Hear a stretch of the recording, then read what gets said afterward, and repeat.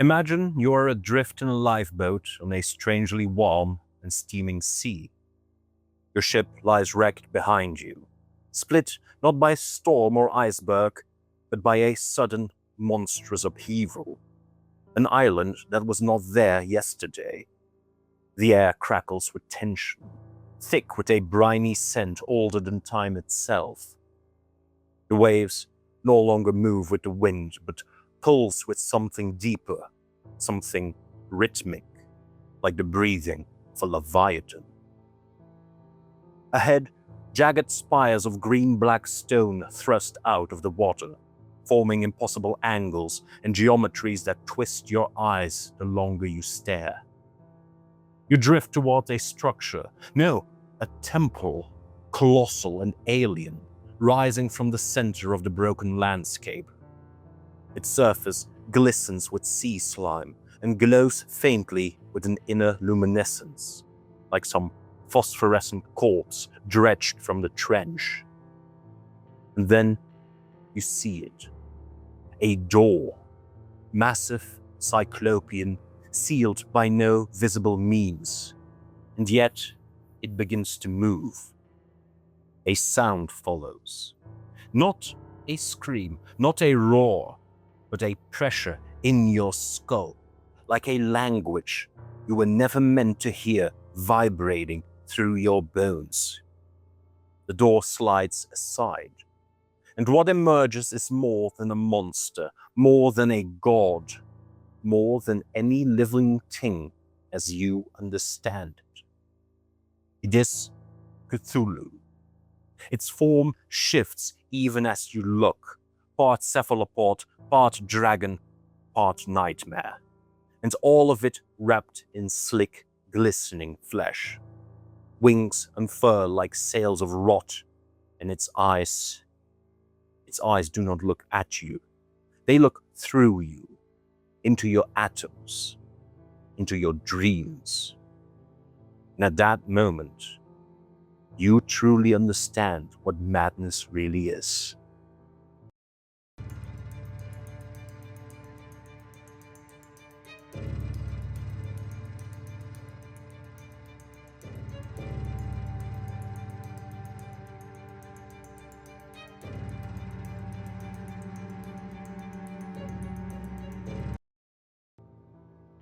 Cthulhu.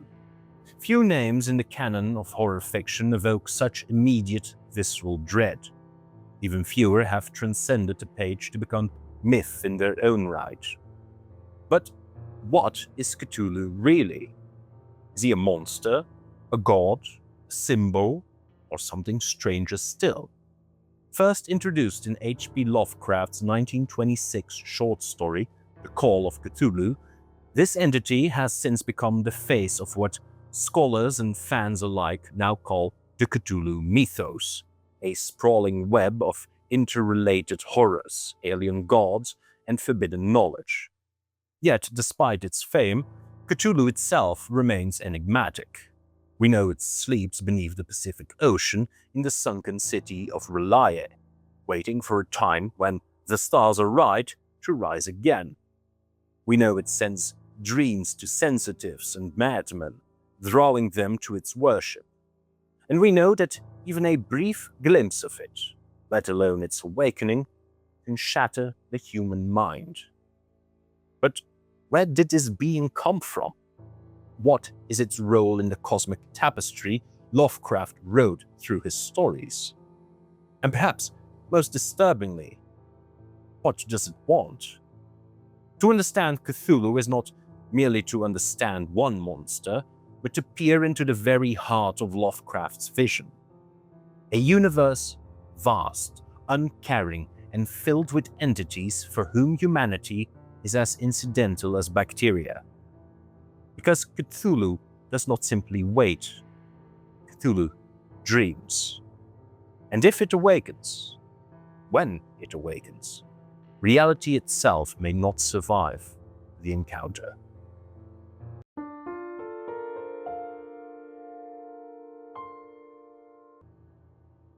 To understand the looming shadow of Cthulhu, we begin not with the creature itself, but with a story. Lovecraft's 1926 masterpiece, The Call of Cthulhu. It is more than a tale of horror. It is a careful architecture of dread constructed through three nested narratives that spiral ever closer to a single monstrous revelation. The story's primary narrator is Francis Wayland Thurston, a professor who inherits the papers of his great-uncle, Professor George Gamble Angell. Angell, an expert in ancient languages and folklore, died suddenly on the streets of Providence, Rhode Island, pushed, some say, by a shadowy figure lost in the crowd. From this suspicious death grows a tangled web of notes, newspaper clippings and testimonies, pieced together by Thurston with a scholar's precision and a growing sense of unease. Within Angell's papers lies the first narrative layer, the events surrounding the fevered dreams of the young sculptor Henry Anthony Wilcox. Wilcox is plagued by visions of a cyclopean city of titanic shapes that stalk the mind's eye. He sculpts what he sees, an idol that defies known form, octopus, dragon, and man interwoven into a single writhing mass. He brings these visions to Angell. Wilcox's dreams coincide with other global disturbances, like strange weather, mass hysteria, self-deletions, and inexplicable deaths. Angell begins to see a pattern, a psychic pulse that ripples across the planet, touching those sensitive enough to feel it. The second layer of the story emerges in the account of Inspector John Raymond LaGrasse, a New Orleans police officer who, years earlier, led a raid into the bayous to break up a cult. There, in the black water of the swamps, worshippers danced in orgiastic frenzy around a monolith engraved with alien symbols. The idol they venerated was the same as Wilcox's sculpture, the same as countless other carvings unearthed from distant lands. The cultists spoke of Cthulhu, a name that coils in the mind like a serpent in the dark. Yet these are only whispers, hints of an unseen shape moving beneath the surface of the world. The final, shattering layer comes from the journal of Gustav Johansen, a Norwegian sailor whose trawler, the Emma, was swept far off course by storms. There then intercepted by a ship sailed by cultists named the Alert and subsequently attacked. Johansen and his crew managed to fight off the cultists and commandeer the Alert. Not knowing where they are exactly, they keep following the course that the cultists had set out for the Alert. On a still and sunless sea, the crew then beheld R'lyeh, an ancient city on a patch of uncharted land, theorized to have literally risen from the abyss the night before. Its geometry was a nightmare of alien logic, angles that defined the mind, structures that shifted when looked at askance. And there, in the center of that impossible city, a massive door opened. Johansen writes of a living mountain, of a creature whose bulk and presence defy language. 2 of his men die of fright there on the spot. 3 are seized by the creature's flabby claws. The rest flee, but even the sea cannot hide them. Cthulhu slides through the water in pursuit, an avalanche of ancient flesh and cosmic indifference. In desperation, Johansen rams the Alert into the horror, rupturing it into a blinding green mist. But victory is illusory. Cthulhu immediately forms himself again, his form flowing back together as if death itself is only an inconvenience for it. Unfortunately for the Great Old One, due to some unforeseen circumstances, R'lyeh is already sinking back to the bottom of the Pacific and drags Cthulhu with it. Johansen survives the ordeal, though barely. His last days are a haze of dread. He's speculating wildly about the events, offering that, because his crew were the ones to reach R'lyeh and not cultists, they had done something to disrupt the full awakening of Cthulhu. leading to its return to the bottom of the sea. But in the end, Johansen dies alone while walking down the street, another victim of suspicious circumstances, including hooded strangers. The meta-narrative that started with Francis Wayland Thurston ends with him deciding that this collection of paper clippings and journals should be locked away and prevented from seeing the light of day ever again. Of course, by our reading of the story The Call of Cthulhu, it is implied that Thurston's attempt failed in that regard, and the knowledge of Cthulhu spreads thus farther. Though The Call of Cthulhu is the creature's primary stage, the ripples of his myth extend far beyond the pages of that single story. In the shadow over Innsmouth, Cthulhu's worship by the Deep Ones ties him to the abyssal cities beneath the waves, to secret pacts between humans and the seas. In At the Mountains of Madness, murals of the lost cities of Antarctica depict the war between elder things and starspawn of Cthulhu, a conflict older than any human empire. We'll get into that conflict in more detail later on. And in passing mentions in the Dunwich Horror and the Whisperer in Darkness, Cthulhu's name appears, a tremor of recognition that unites these tales into a single mythos, the Lovecraft cinematic universe, if you will. What sets The Call of Cthulhu apart is not merely its content, but its form. It is not told as a first-person encounter, nor as a single voice. It is a collage of evidence, a palimpsest of journals and dreams, police reports and folklore. It mimics the structure of myth itself, whispers and fragments that gain weight as they echo across time. Lovecraft builds a horror that is not merely personal, but epidemiological. Knowledge is the vector, memory is the disease, and Cthulhu at the center is the patient zero of a cosmic contagion. To read The Call of Cthulhu is to see how dread propagates, to feel how a single monstrous idea can spread from one mind to another, warping art, twisting dreams, and unsettling entire cultures. It is the story of a creature, but more than that, it is the story of an idea so vast, so alien, that it changes those who know it.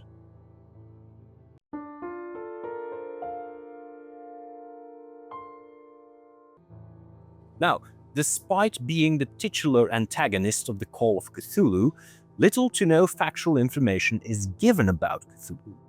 Most of its history and events surrounding this great old one are found in other related works, and have been added to throughout the years by subsequent authors and scholars. I'll try my best to bring a clear timeline of events.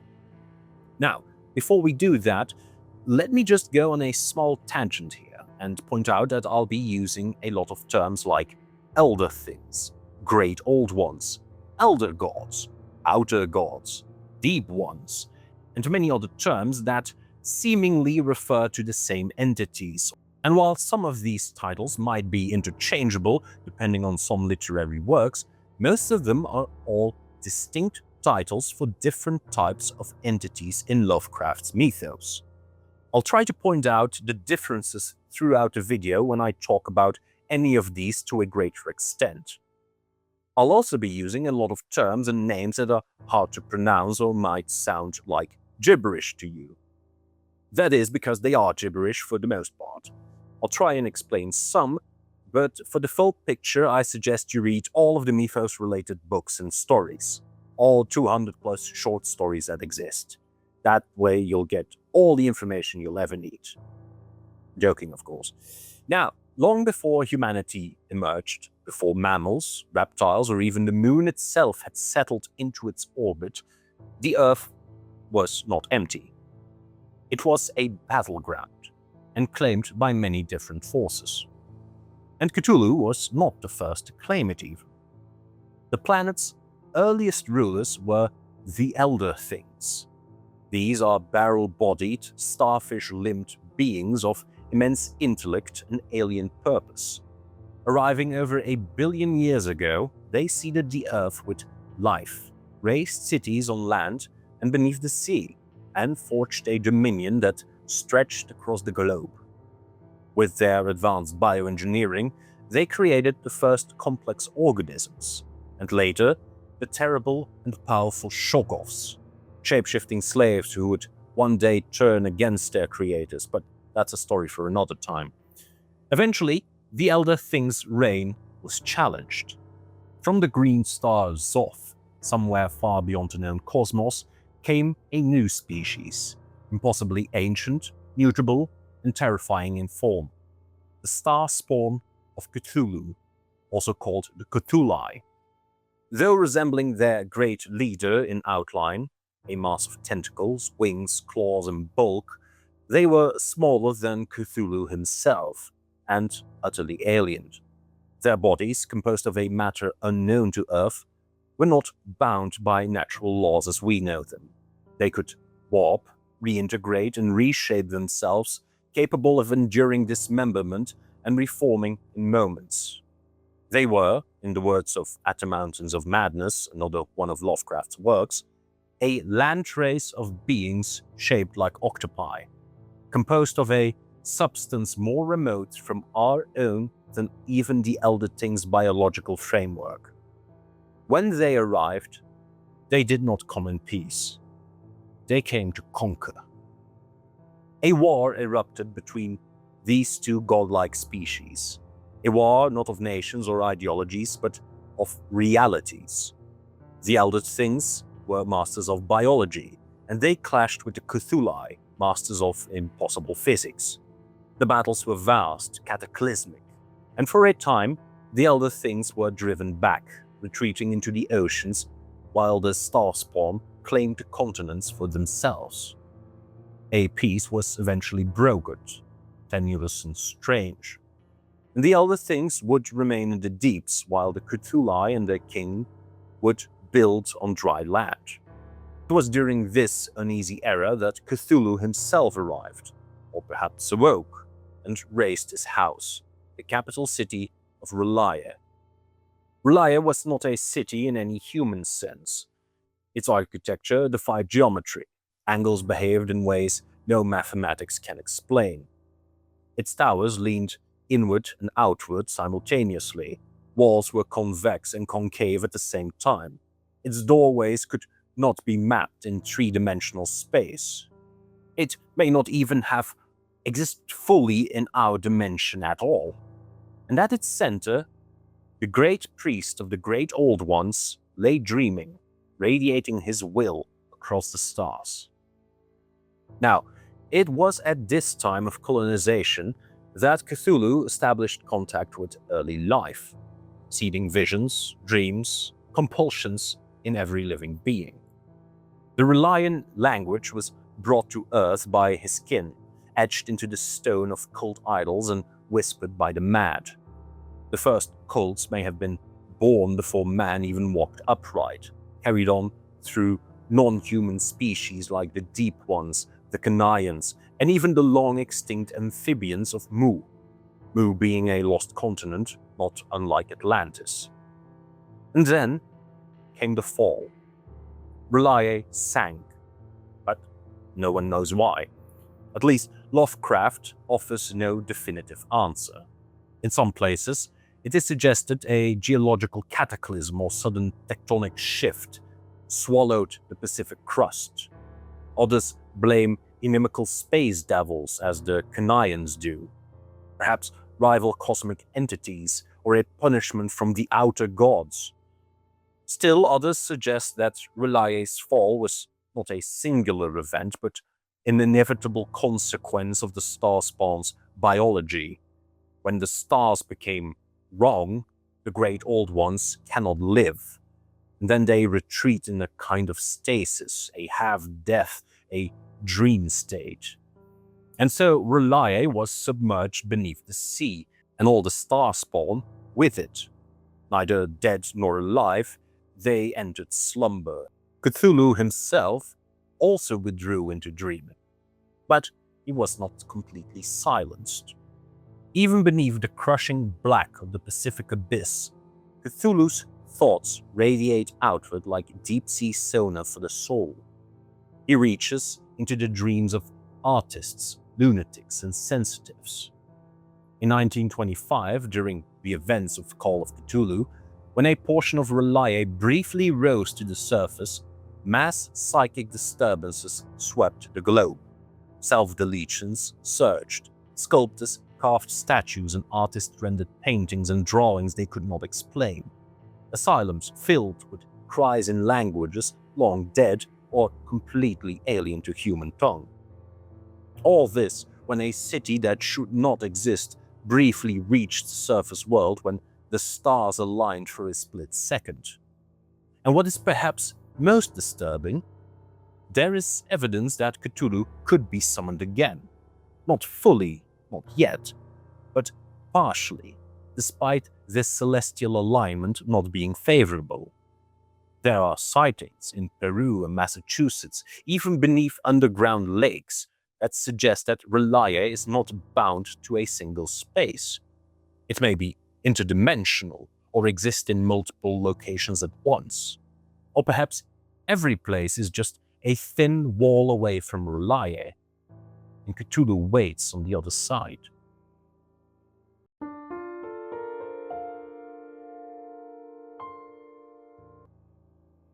Cthulhu looms large in the popular imagination, but within the full scope of the mythos, he is not the supreme being. He is not the creator of the universe, nor its ruler. In fact, he may not even be the most powerful entity sleeping beneath our feet. In short, Cthulhu is a priest. Lovecraft described him as the great priest of the great old ones. Not their monarch, but their mouthpiece. He's their vassal, a herald perhaps, of something far greater. And that distinction is key to understanding his place in the terrible tapestry of cosmic beings that stretch across time and space. The mythos is not a hierarchy in the human sense. There are no thrones, no kings, no councils. Instead, it is a constellation of beings, some indifferent, some hostile, some entirely unclassifiable. And among these, Cthulhu stands apart, not as the highest, but as the closest to us. The Great Old Ones, to whom Cthulhu belongs, are entities of vast age and might, many of them imprisoned, slumbering, or exiled. They are different from the outer gods. The outer gods, Azathoth, Nyarlathotep, Shub-Niggurath, are the true cosmic forces. They are beyond comprehension, beyond morality, beyond even the dreams of the Great Old Ones. They are not merely older, they are fundamental. Azathoth, the blind Indian god at the center of the universe, Nyarlathotep for his time and space itself, and Shub-Niggurath, the eternal wellspring of life and rot, are metaphysical, they are conceptual, they are the laws of the universe wearing flesh. The Great Old Ones, on the other hand, Cthulhu, Dagon, Hashter, are powerful, ancient, but local. They are tied to specific places like R'lyeh, the Pacific Deeps, or the Plateau of Leng, and often lie sleeping there or are imprisoned, waiting for the stars to become right to reawaken. They inspire cults and manipulate mortal minds, but they are not cosmic rulers. They are more akin to exiled monarchs or ancient lords whose time has not yet come again. Cthulhu is earth-bound, but not earth-born. He and his star spawn came here from Zoth, a green star near the 23rd Nebula, long before humans walked upright. They claimed a portion of the world and built R'lyeh, spreading the R'lyeh language and establishing his role as intermediary between the Great Old Ones and the material plane of Earth. Later interpretations have expanded Cthulhu's ties to the pantheon in mythic and biological terms. According to Lovecraft's correspondence with fellow writers, Cthulhu is the offspring of Nug, a twin of Yeb. Both are children of Yog-Sothoth and Shub-Niggurath, the All-Mother and the Gate. If this is true, then Cthulhu is only one branch of a vast breeding lineage of alien deities. His siblings and half-siblings, including beings like Tzatogwa, Vulthum, Zar, and Loigur.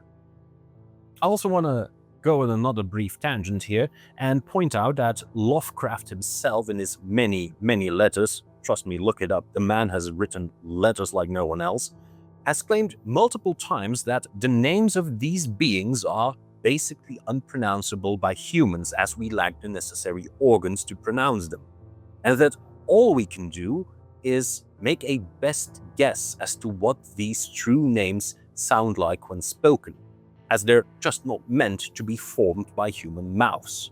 So, if any of these names don't sound right to how you would say them, then know that we're all wrong in pronouncing them, as we're basically the same as ants trying to perform Shakespeare here. That's just my way of saying, don't come at me in the comments, you don't know how it's pronounced. They are, however, all great options to look at when you're dealt a bad hand in Scrabble. Now, with Idya, a mate from Zoth, Cthulhu is said to have sired a lineage of his own. Gata-no-Thoa, the petrifier god of Yugoth, Itochta, the thing that should not be, like many of these, Zot Omoch, whose cult once ruled the continent of Mu, and Kithila, his hidden daughter, said to be the secret guardian of his rebirth. Other sources name Gathortha, the writhing matriarch, as another mate, with whom he spawned the twins Nuktosa and Nuktolu. But all these familial terms, like sons, daughters, maids, etc., are imprecise. These beings do not reproduce as we understand it. Their lineage is not bloodlines. They are contaminations, echoes, or self-replications. They do not create life, they just extend their own will, they extend themselves. Again, we just do our best to give the whole thing terms that we would recognize and understand. The question of alliances and enmities within the mythos is equally slippery. August Derleth, Lovecraft's literary executor after his death, attempted to systematize these entities into elemental categories. Cthulhu was framed as a water elemental, in opposition to the air-aligned Hashter, for example. Derleth even called them half-brothers, agents of opposing cosmic forces, with the Great Old Ones cast as rebels against the elder gods of order and light. But this framework is a departure from Lovecraft's vision. In Lovecraft's world, there are no forces of good, only indifference and vastness. Derleth's attempts to assign moral polarities has often been critiqued as incompatible with the original idea of cosmic horror. Even within Derleth's own stories, contradictions abound. Cthulhu is sometimes allied with Ithaqua, who is an air entity against Hashter and Cthulhu. This suggests that whatever alignment these beings hold is not elemental, it is circumstantial. Their alliances, like their motives, may be incomprehensible to us or simply unknowable. For that reason, Derleth's work and contribution to the mythos are often downplayed or rather forgotten, despite Derleth's actions to keep Lovecraft's work relevant and bringing them to new generations. Arguably, without Derleth, we would not know Lovecraft as well as we do now. Now, finally, Cthulhu also has strange associations with other mythos entities. The deep ones, immortal amphibious fish-human hybrids who dwell beneath the sea, worship him alongside their own gods, Father Dagon and Mother Hydra, though their precise relationship is unclear. Some suggest that Dagon and Hydra are servitors to Cthulhu, others that they are distinct beings entirely. The Migo are fungoid beings of Yugoth. They sing praises to Cthulhu along with Azathoth and Nyarlathotep. Even the Canaians, a long-dead subterranean race, worshipped Cthulhu and claimed he brought them along to Earth from the stars. Which leaves us with this final designation. Cthulhu is not the leader of the mythos, but its messenger. He is a vector, a breach point, a doorway through which the deeper powers in space reach out to us. His cults are global. His dreams cross time and space. His name is known, unlike Azathoth's or Nyarlathotep, whose very nature remains esoteric, abstract, and ungraspable. Cthulhu is a conduit, the mouth that speaks the madness. He brings the great old ones to our doorstep. He is the missionary for their religion, the colonizer for their empire. In the simplest term, Cthulhu led a holy crusade in the name of the great old ones across the stars and ended up on Earth. Now, some of you who are familiar with the mythos might remark that Nyarlathotep is also considered the messenger or herald of the outer gods. And you would be correct. This is where that distinction in titles that I mentioned earlier comes into play.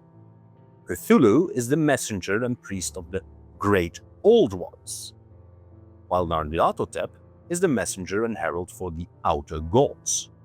Both fulfill a similar function, but go about it completely different. Cthulhu, often described as the priest or great priest of the great old ones, is a passive herald. He does not walk among men or twist their minds with sly persuasion. Instead, he dreams, and his psychic emanations spread madness and dread to those sensitive enough to hear them. He is the beacon of the great old ones, a symbol of their latent presence and eventual return.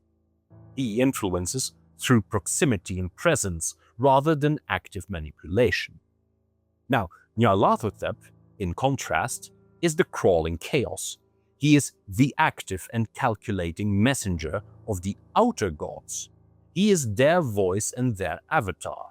He moves freely between Earth and the stars, taking human form and countless others, speaking in our language, sowing discord and delighting in the collapse of sanity and the unraveling of the mind. Where Cthulhu is silent and submerged, Nyarlathotep is alive, vibrant, and maliciously engaged with us. In him, the outer gods find their conduit to the world of flesh and blood. Now, if you're interested in a video of any of the previously mentioned entities, like, for example, Nyarlathotep, please let me know.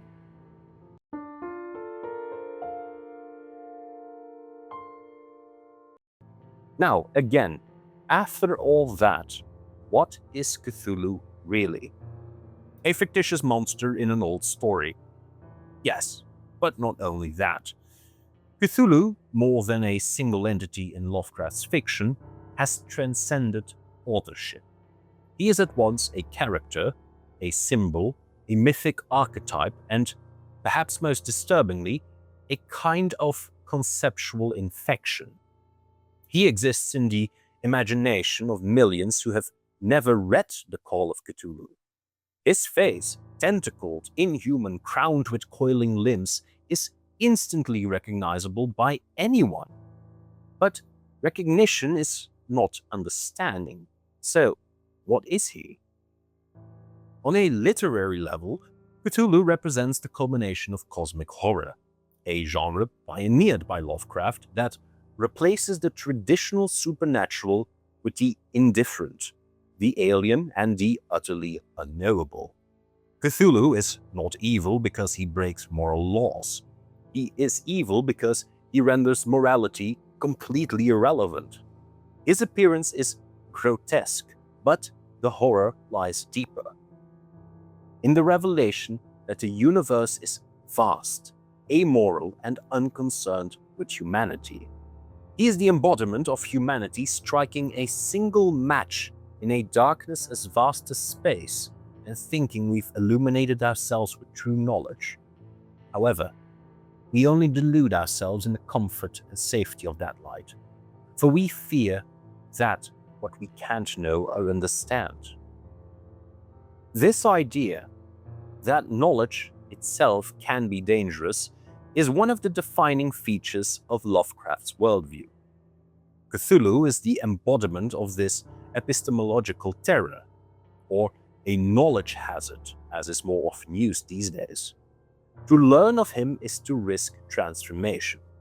Not physical transformation necessarily, but cognitive, philosophical. The mind, upon truly grasping what Cthulhu is, cannot go back to how it once was. You view the universe in a new way. You redefine the role of humanity in the greater cosmos.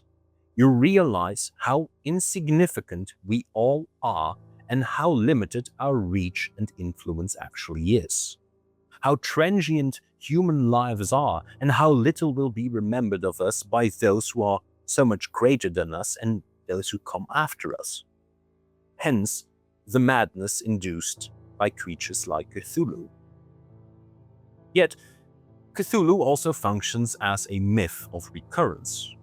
He is not a destroyer who descends once and ends the world.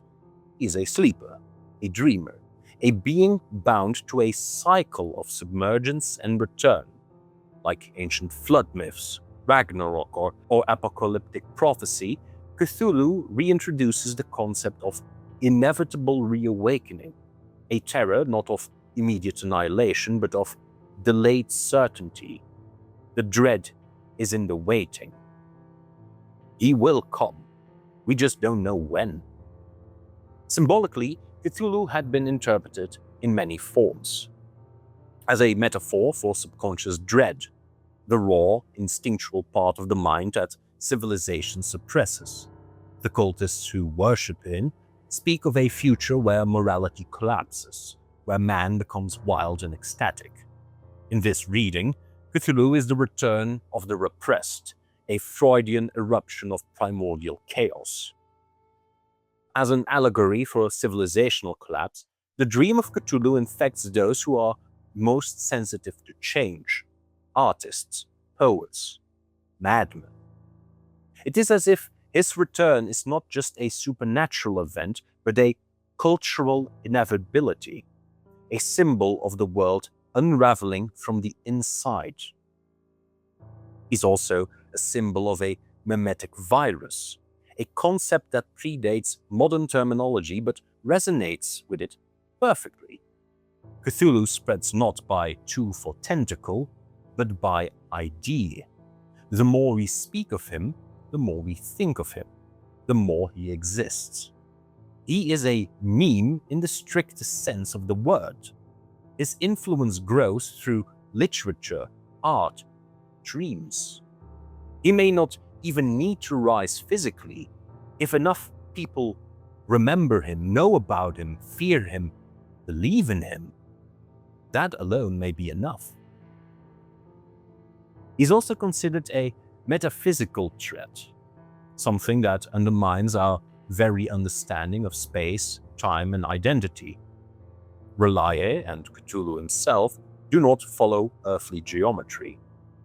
Cthulhu can regenerate, disperse into gas, or pass between worlds. His nature violates logic.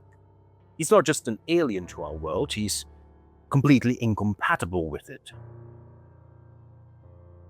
Modern thinkers have also positioned that Cthulhu is an icon of the Anthropocene, a proposed new geological epoch defined by the significant and pervasive impact of human activities on Earth's environment, including climate change, biodiversity loss, and pollution.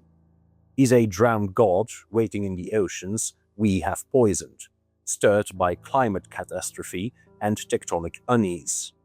In this reading, his return is less fantasy and more a reckoning, a mythic narrative imposed on real planetary collapse. And others take the idea further. Cthulhu is a hyperobject, a term coined by philosopher Timothy Morton to describe a phenomena so vast, so distributed across time and space that they can never be perceived in total, like climate change, nuclear war, global capitalism, or Cthulhu, sprawling, submerged, slowly rising, too vast to understand. And then there is the symbol of Cthulhu as a religion. Cthulhu has no scripture, no sermons, yet he has followers, he has rituals, he has icons attributed to him, and most crucially, prophecy. Then there is the most famous chant ascribed to him. Funglui Milganaf Cthulhu Relaye Wanagal Fatahan. In his house at Relaye, Death Cthulhu waits dreaming. It is not a warning, it is a promise. To read Lovecraft's tale is to become, in a small way, a part of that prophecy. You become a participant and not a vector for Cthulhu to spread his influence.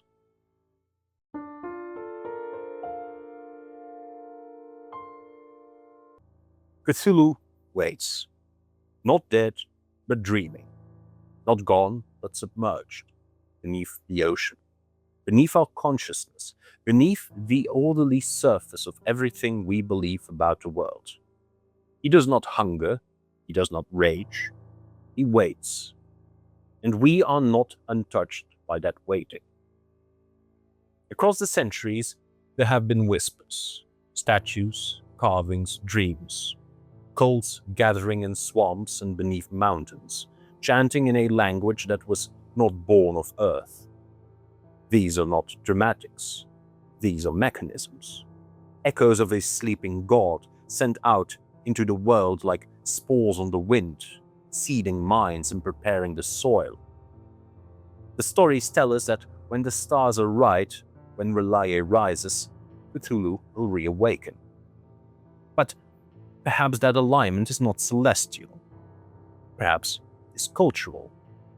A saturation point of awareness, a critical mass of thought. Perhaps it is not the stars that must align, but us.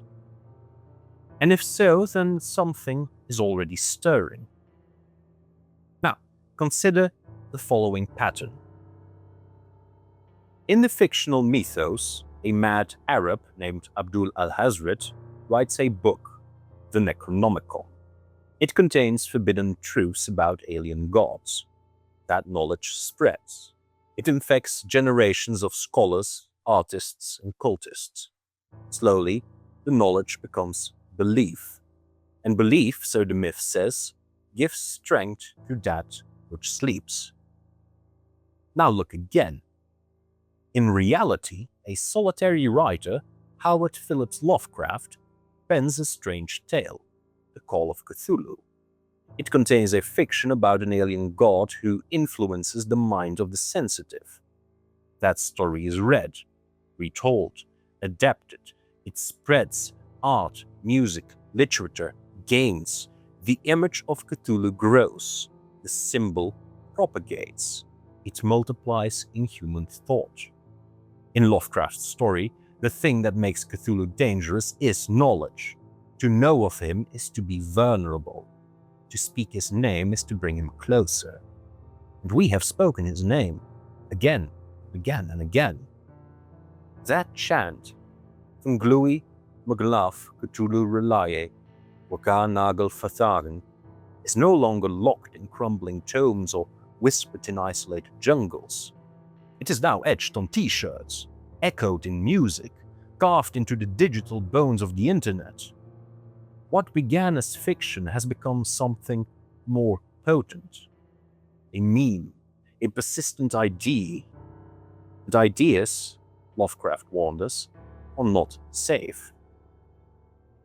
In the Call of Cthulhu, the figure of Johansen survives seeing the god, but only barely. His mind is damaged. His hair turns white. He cannot explain what he saw in terms that make sense, because there are some truths that break those who carry them. And yet we continue to carry it. We share his image. We invoke his name. We devour story after story, expanding his mythos, strengthening his reach, not because we believe in him, yet, but because we are fascinated. That is the final horror. Belief is not required. Attention is enough. And in this way, Cthulhu is not just a character in a story. He's the shape of something larger, a hyperobject, a metaphysical gravity well that pulls our thoughts inward. And if Cthulhu is real, not as flesh and blood creature, but as a concept, as a presence, then perhaps it is not he who rises to meet us. Perhaps we descend to meet him, slowly, thought by thought, dream by dream, story by story. And if that is true, then the stars do not need to be right. They already are. So, now you know. You've seen the shape beneath the surface. You've followed the trail of stories, whispers, and dreams, all the way to the name that was never meant to be spoken. Cthulhu. What is Cthulhu for me personal? Well, Cthulhu is at once an icon and is basically the linchpin. He is the center of the Lovecraft mythos in general. Like I said earlier in the video, Cthulhu is basically the messenger through which all of this cosmic entity stuff, all these great old ones, communicate to us. He brings along with him all the influence of the great old ones, of the outer gods, of this cosmic threat that is out there over to us. You can compare it to, in the Mass Effect games, if you ever played that, the Reapers. There is knowledge there. They bring knowledge. We don't completely understand it. We try to use parts of that knowledge. It is something completely alien, completely unknowable to us. But the little things that we know about it, we try to use, we try to get, and then we claim that we know enough. While obviously, like in Mass Effect, it doesn't end that well for us. And that is the main attraction of Cthulhu for me.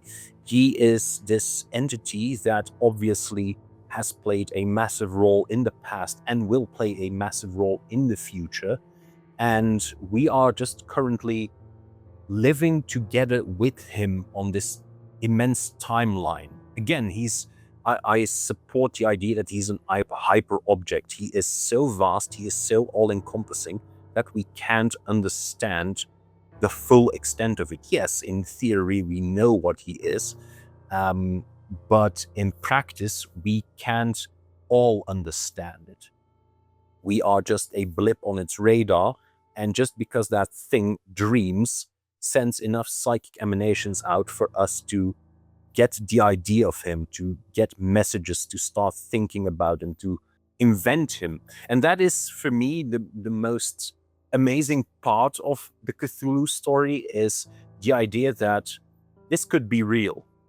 In the sense that if Cthulhu influenced Lovecraft into writing the story about Cthulhu, and we read the story of Cthulhu, we know about him and we start knowing more and more and more about him. And the fact that people who have never heard of Lovecraft, who have never read any of the stories, who have never read the Call of Cthulhu, can still see Cthulhu pop up in a movie, in a series, and then just be, dumbstruck by how massive it is, how creepy it is, and instantly know that that is Cthulhu. That is amazing. That is the thing that drives the idea, which makes the whole thing about Cthulhu being a sort of invasive knowledge risk more real to me. We are the people in Lovecraft stories. We are the people who think we know a lot, and yet we can wake up and realize, yeah, we know Cthulhu, but what is it? We recognize the giant dragon octopus man, but what does it do? What does it want?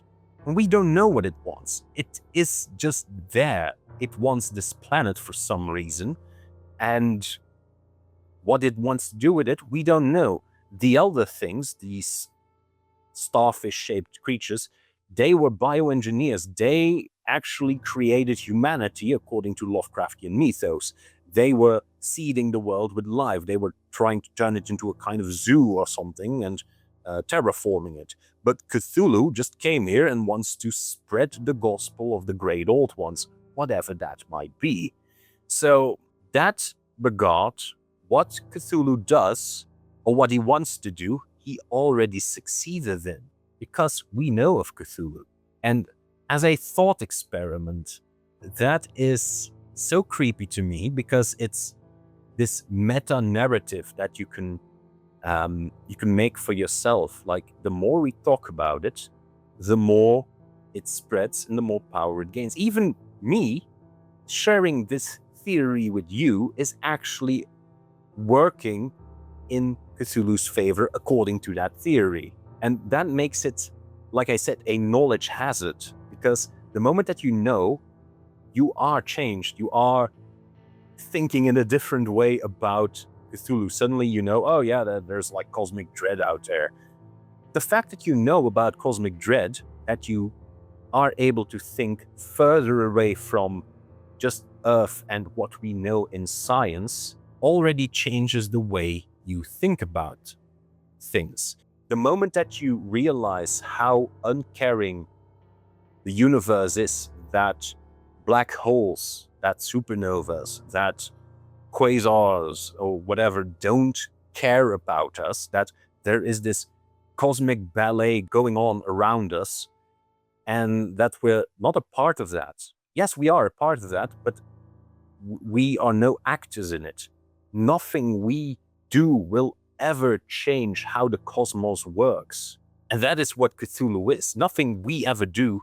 No, he makes the rules. He is the thing that influences us. And we can just stand by, look at it, and be influenced by it.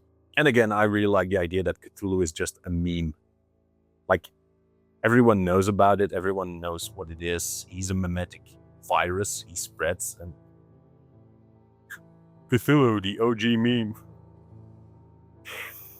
Yeah, but those are my thoughts, after the whole script, of course. If you enjoyed this journey into the unknown, let me know in the comments below, and consider leaving a like and subscribing to Mythos Insight for more stories of the strange and the haunted. And if you're intrigued by the world of weird fiction and classic horror, you can find me narrating audiobooks of tales like Conan the Barbarian and the Call of Cthulhu over on the sister channel Miniature Mythos. Goodbye for now. Until next time, stay curious and keep your mind open to the shadows.